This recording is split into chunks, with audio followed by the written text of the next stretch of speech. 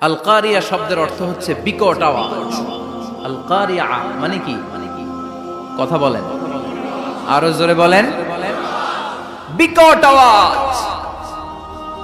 এই বিকট আওয়াজটা তৈরি করার জন্য আল্লাহ তাআলা একজন ফেরেশতা তৈরি করেছেন, যার নাম হচ্ছে ইসরাফিল। নাম কি? তো এই ফেরেশতার পা হচ্ছে জমিনের নিচে, মাথা হচ্ছে আকাশের উপরে। এই ফেরেশতার কাজ হচ্ছে ওই বিকট শব্দ তৈরি করা। উনি একটা সাইরেনের মধ্যে ফু দিবেন, হুইসেল দিবেন, ট্রাম্পেট। ওই ট্রাম্পিটে, ওই সাইরেনে, ওই হুইসেলে ফু দিলেই শুরু হয়ে যাবে আল কারিয়া। মাল ওমা আদরাকা মাল।